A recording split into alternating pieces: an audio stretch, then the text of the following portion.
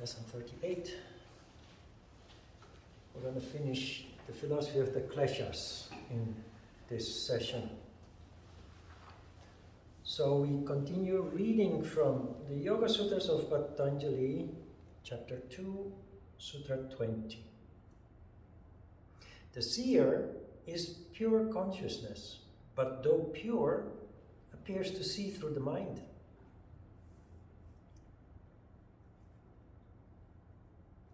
We talked about this before from another angle, because this is really one of the big limitations that we have if we don't understand how we function.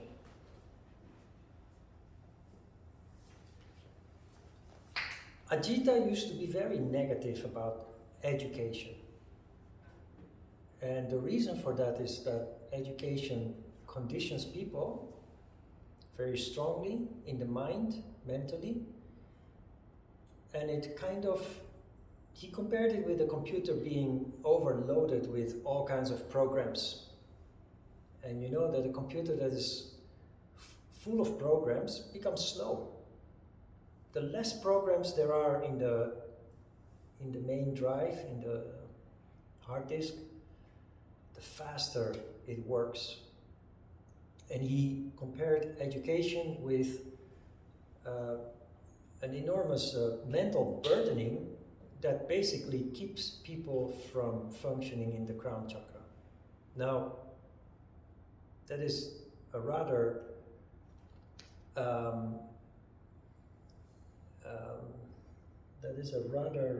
extremist point of view that I do not fully. I understand where he comes from with his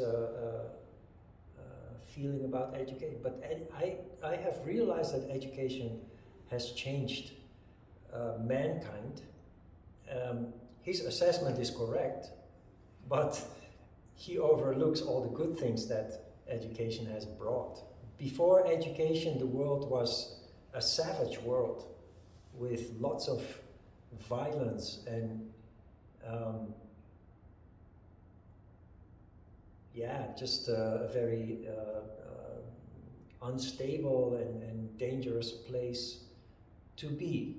And education has brought about what yoga aims to bring about, cultivating the higher characteristics latent in all human beings. It has brought about civilization to a certain point. And of course, you look around, it's not perfect.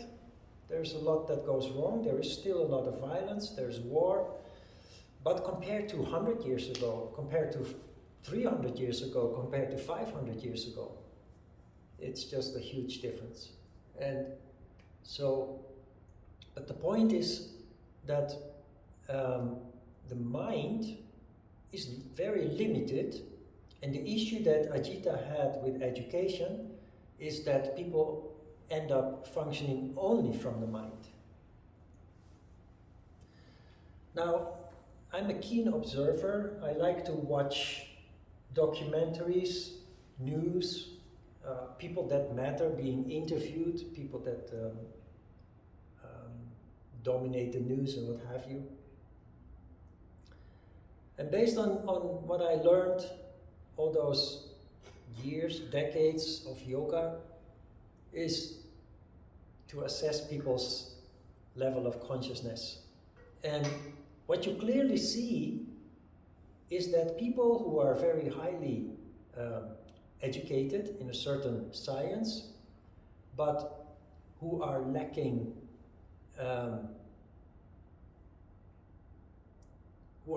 the power of contemplation, the seer being active in them, they are very boring. They have nothing new to tell, they have nothing interesting to tell, and they very often are very conservative. They reject everything that you cannot prove with concrete data or concrete existence. there are also scientists that function in the crown chakra. Highly educated, but with a vision.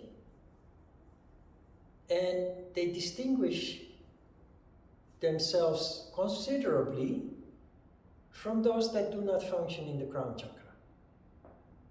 You look at their eyes and you see a little kid. You see a little child with a dream. They have this smirk on their face when they talk about their field of science. And they think out of the box. They dream out of the box. They have visions and insights that are sometimes mind-boggling. But it's a real pleasure to see those people talk about their passion, their science. And you can feel. And you see this in politics too. There are the conservatives and there are the liberals, to make but a division, a very rough division. Conservatives, what are conservatives? Generally, conservatives want things to stay as they were. They don't like change. That is what conservation means. What does that mean to us? They are functioning based on fear. They are afraid of change. They are afraid of new. And so they reject everything that is unknown. They fail to see opportunity, possibilities of growth and evolution and development. Their energy, their consciousness is in the lower regions of their body, and the way they function and the way that they engage in politics is driven by fear. They will, of course, never admit that, but that is what we observe. Then you have the people with vision, and a very interesting characteristic that those people possess is compassion. They are in politics not just for themselves, for selfish interest, but they really want to work for the people, for the country, for society as a whole, make it a better place for everybody. Often, especially for those weaker people in society. And those people they dare to dream, they have a vision, they dare they dare to implement things that lead to change. And the big clash that you see is that those with dreams are always held back by those who are full of fear. The liberals are being held back by the conservatives.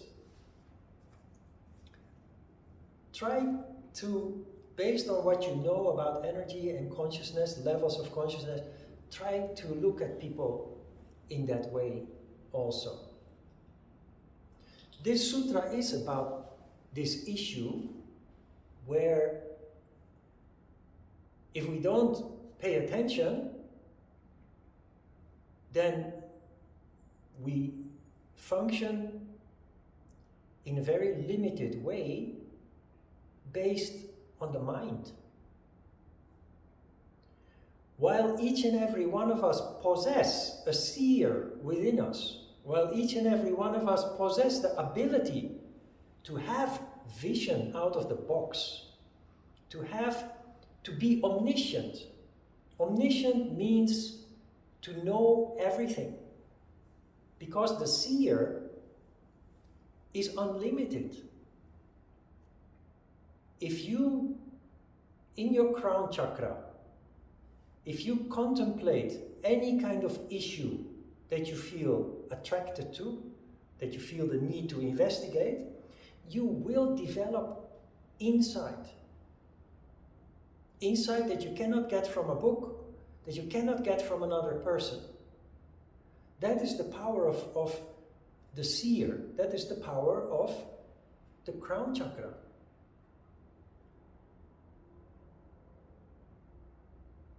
On the mental level, we don't have this ability. So we are limited on mental level to the input that we have had, that we have received throughout our life. So, like with a computer is programmed, and it cannot go beyond those functions. It can only do what it is programmed to do. And human beings, without the functioning of the crown chakra, they are limited to be able to do only what they're programmed to do, and nothing beyond that. So it's a huge difference whether you function or have an ability to function in the crown chakra or not. And that is the issue that this sutra is addressing.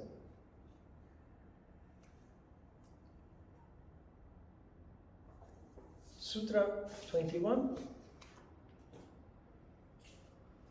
The very being of the scene is for his or her sake. In between brackets, Prakriti exists only for your sake. The world has been created. God created the world for man, is what this means from a perspective of yoga. It's the same. The world is there for us. The world is your playground. But if you look at what is happening, we are destroying the world. We are destroying the environment. We are destroying each other. Because we have no respect anymore. Because we are too greedy. Because we are not functioning in the crown chakra. Our hearts are closed. We have no long-term vision. And even if we have, we don't care, because the only thing that matters is our self-interest.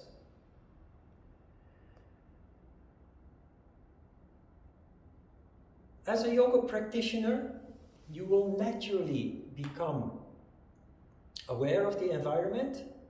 You become aware and sensitive towards your responsibility in this world. It is the reason why I could not ignore this dog in the park that was asking to be helped. There were many people that came with food and water and snacks and what have you, but nobody was willing to actually take action. Everybody was looking at the other to do something.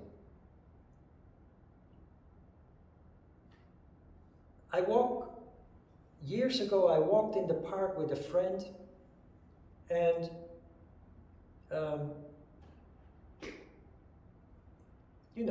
we cut through the habitat of many animals living in nature, and we pave a piece of their habitat. But those animals have an instinct, and they follow their instinct, and it leads them to cross that path. And there are times, especially in spring and summer, that particular path where we were walking, there are tens of thousands of ants. They're very busy going back and forth on that path. And I'm very conscious of that, and I avoid them. And I told my friend, look, there are many ants. Be careful not to step on them. And she looked at me, she chuckled, and she said, are you serious? And I said, yes, of course.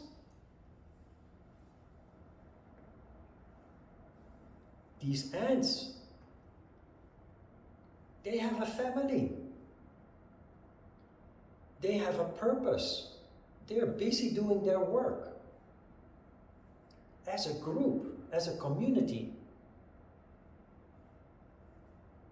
And people do not see it like that. As a yogi, you become more and more conscious of that. This morning there was a spider in the bathtub. And my partner asked, what is that spider doing there? Why doesn't that spider, the spider comes into the bathtub, why don't they go out? So I've seen this for years. They somehow end up into the bathtub and they can't get out anymore. Why? Because the walls are slippery.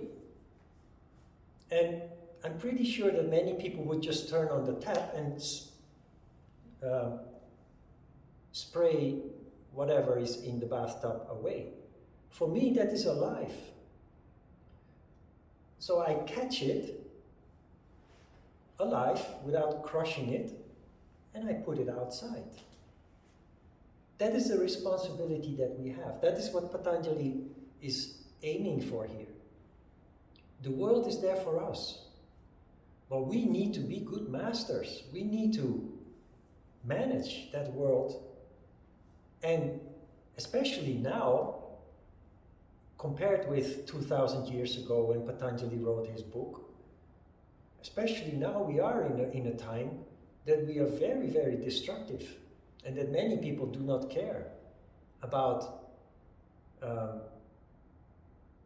well, maybe more and more people care about human life, but less and less they care about smaller beings and their existence. It's very interesting. There is a lot of beauty that we miss because we do not connect with what is around us. I lived in a, you call that panchiha. Panchiha is a house that is half underground, that normally would have been a storage, but they turned all that into living space because they can make money out of it. So I lived in a panchiha. It's a little bit humid, but also there are many creepers around, ants and crickets and what have you. And I noticed something very interesting about crickets. Crickets are very noisy. At night they start chirping and they wake you up. So I used to catch them and put them outside. But one day I was in the kitchen and I observed an adult cricket with 5 little baby crickets. And simply observing, I noticed that the parent, well, I don't know if it was the mom or the dad, probably the mom, was actually herding them. So you could really see a certain intelligence there, a certain purpose, certain control. So I caught the mom first, put the mom outside, and then I caught the babies and I put them outside too. They're a family, they have to stick together. That is a little bit something you will become aware of more and more too, but it's something, like my friend before who said, "Are you kidding?" She had also done yoga, she had also studied these kind of things. There are people, although they have become more sensitive, they dismiss these kind of things as being overly sensitive or ridiculous. But actually it's not. Not if you put yourself into the shoes of that spider or that ant or that cricket. Sounds weird, huh, this? But that's the world that we live in.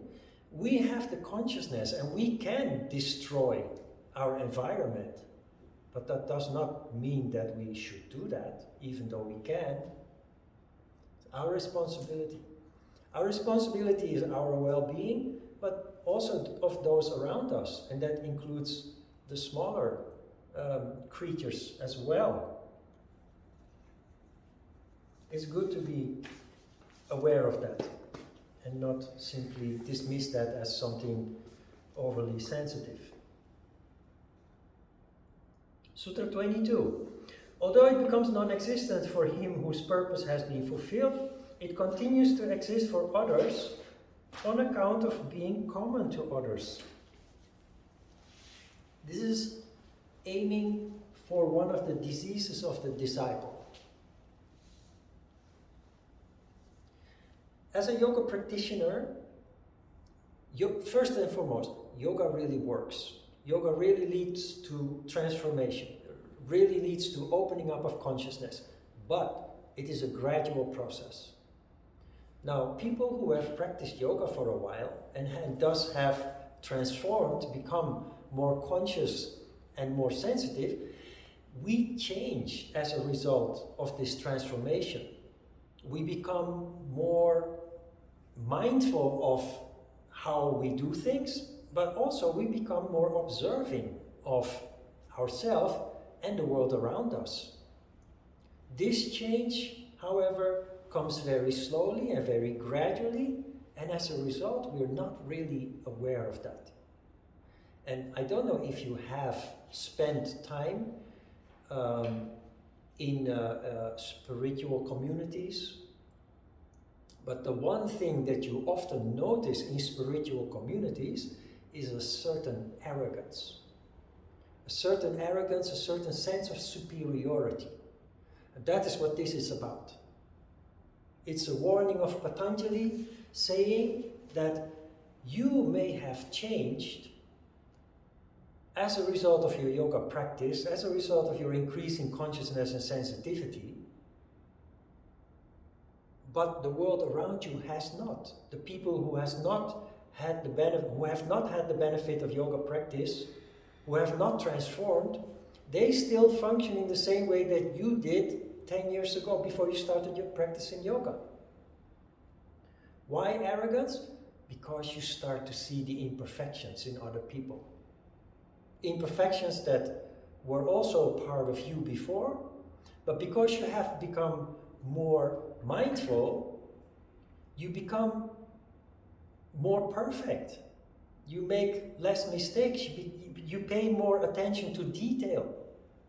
You did not do that before, but very gradually that is a quality that has seeped into your functioning.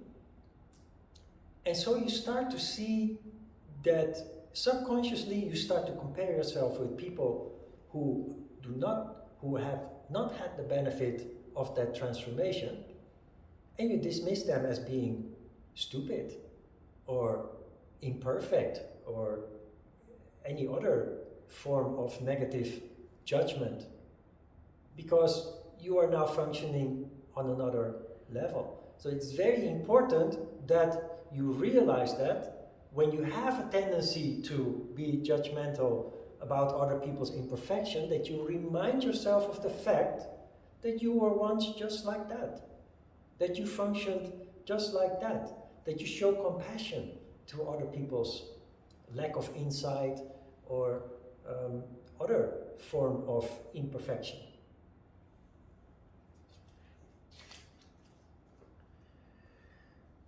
(23) The purpose of the coming together of the Purusha and Prakriti is gaining by the Purusha of the awareness of his true nature and the unfoldment of powers inherent in him and Prakriti.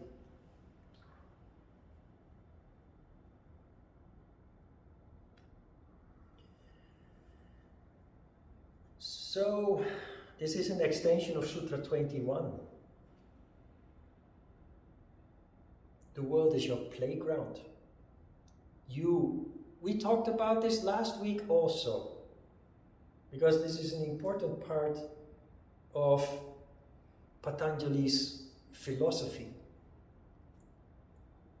That is that life is there for us to experience in order to grow. Of course, he calls that that you reach enlightenment and that you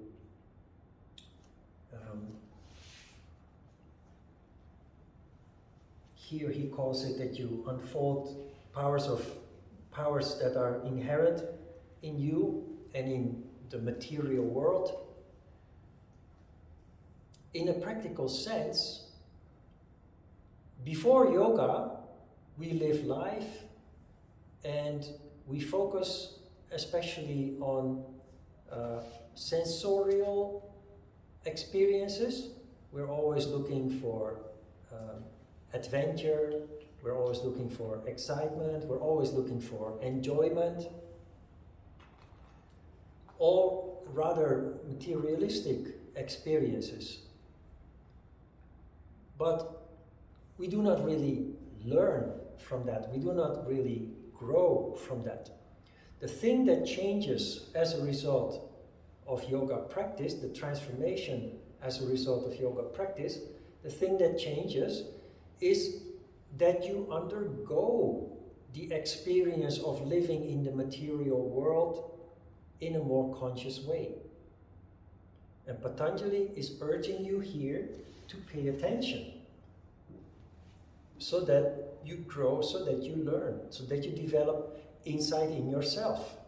And we're still talking about the philosophy of the Kleshas, which is the science of misery, and more importantly, the science of how to avoid misery.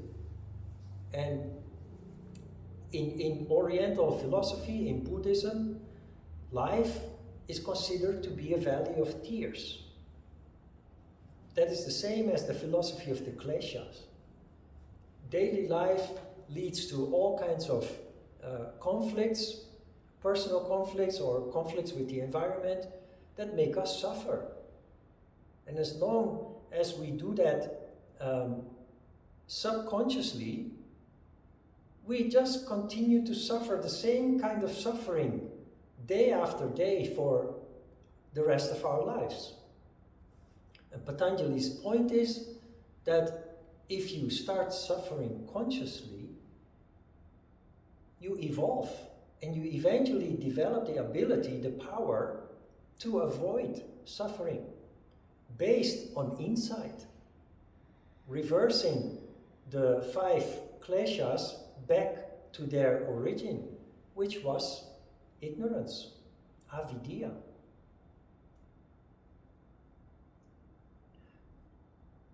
Many people on the spiritual path think that you must renounce life. So they deny themselves all kinds of pleasures. They try to live like hermits away from normal daily life, from family, from work, what have you. But Patanjali is telling us not to do that, because you deny yourself the possibility to grow. People who, we live now in a modern world, of course, but people in the past, certain people would go to a temple, maybe sometimes tired of life, or out of a sincere quest for spirituality. People would go to a monastery or a temple and ask to be trained and to be educated. Now you can live in a temple or a monastery all your life, but you avoid the reality of life outside of those walls. So if you are a disciple of a spiritual leader in a temple or a monastery, there will come a day that your teacher will send you out. For this reason. Because only studying the holy books and meditating every day, that is not what is going to change you. What is going to change you is after the reconditioning through your training in the temple, including your practice and your studies, you need to go out into the real world and put yourself to the test, expose yourself and experience, so that all that you have learned in theory can now be turned into practical knowledge and experience. Only then can you share it with other people to help them improve their lives.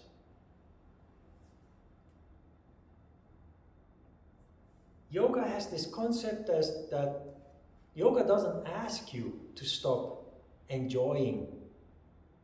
Doesn't tell you not to enjoy a glass of wine or a hamburger for that matter, or watching TV.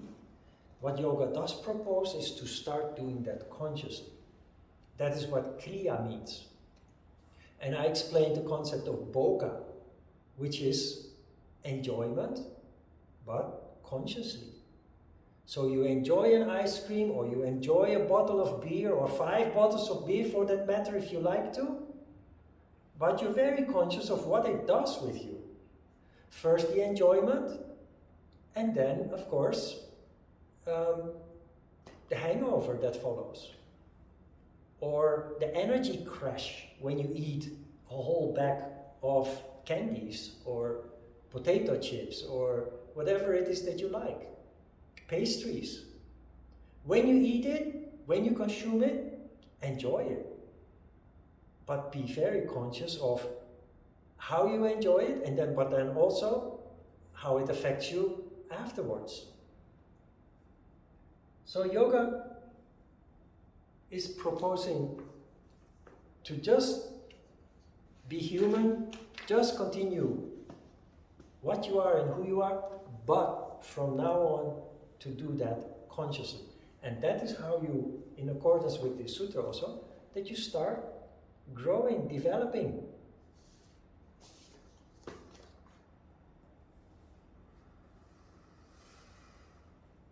So how have we ended up here? How have we ended up being ignorant, not being able to let the seer function? Sutra 24 says, its cause is the lack of awareness of his real nature.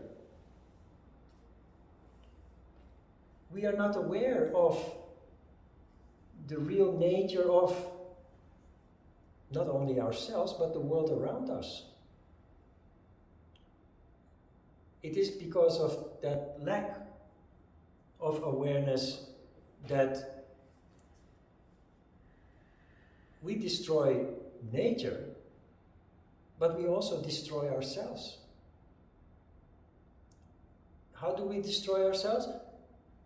We are not aware of how food works anymore, because we are bombarded with information through advertising and what have you, that all kinds of superficial foods are actually good for us. When I was a child, the supermarket was full of relatively pure foods. Foods that come out of nature with very little or no processing. Now, if you go to the supermarket now, 70% of everything that is available there is processed.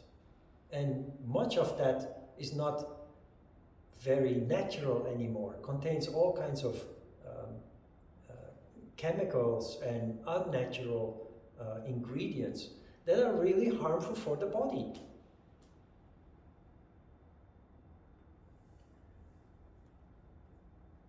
We are lacking awareness of the nature of ourselves, the nature of the world around us. We are lacking insight into the law of cause and effect. We get sick. Instead of adjusting our consumption behavior, we go to the doctor and we ask for a pill. And at the same time, we continue the same kind of behavior that caused us to be sick. Because we don't know. We don't see the connection.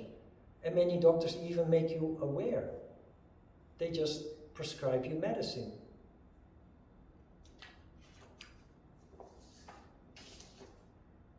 What can we do about that? Sutra 25. The dissociation of Purusha and Prakriti brought about by the dispersion of avidya is the real remedy, and that is the liberation of the seer.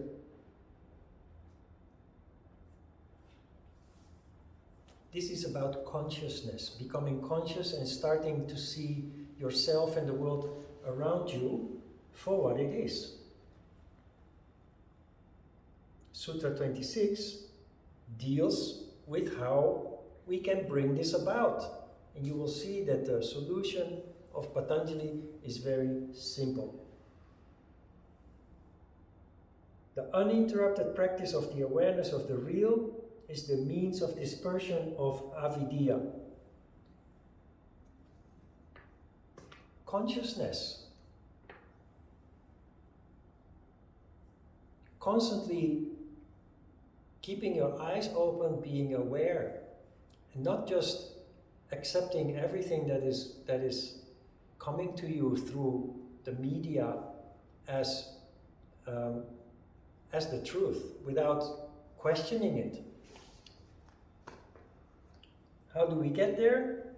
Sutra 27. In his case, the highest stage of enlightenment is reached by 7 stages. 7 stages? Which 7 stages are that?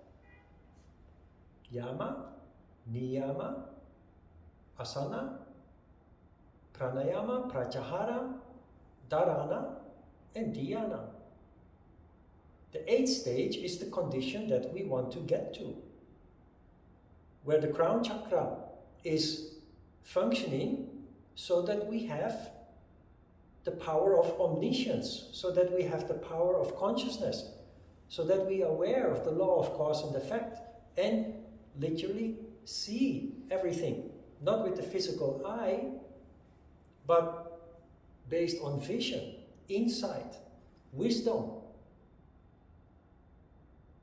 So the 8th step of yoga, samadhi, is not just a technique, but it is a condition. That is the condition where the previous 7 steps of yoga lead to. And in the end, it leads to all the problems that we are dealing with. Patanjali has here presented us with the biggest problem of mankind, which is ignorance. And because of that ignorance, mankind is suffering. All people are suffering. And the answer to end that suffering, to end that ignorance that causes the suffering, is practice of yoga. I hope you understand now why the answer is yoga. Because yoga leads to a change of consciousness, awakening of consciousness that allows you to see all those problems that we are dealing with, that allows you to see that it is subconscious functioning that leads to all these problems in the first place. And when you start to change as a result of your yoga practice, becoming more conscious and sensitive, and you start living life as a result of that more consciously, just all daily activities and experiences more consciously, you automatically start dealing with your misery in a conscious way, and that will allow you to eliminate that little by little. Sutra 28.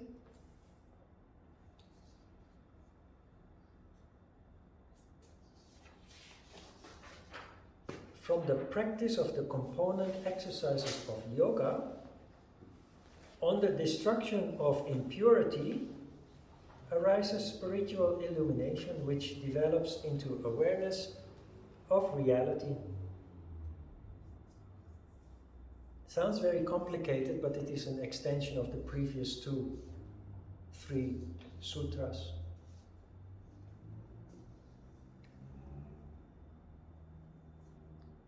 From the practice of the component exercises of yoga, practicing yoga in a systematic way as we do,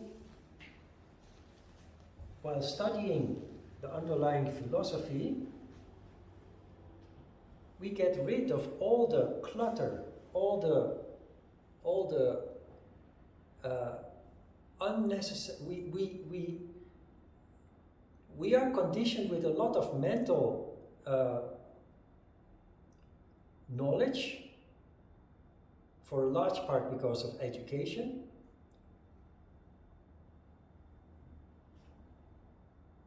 which keeps us from seeing the reality. As a result of our yoga practice, we are going back to the basis, to the innocence where we are allowed to see beyond the conditioning, beyond the limitations of our conditioning.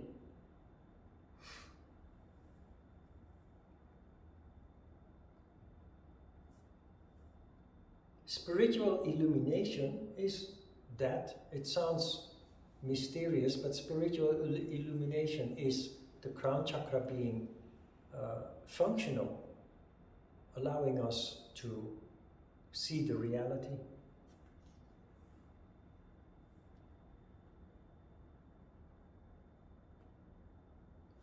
So to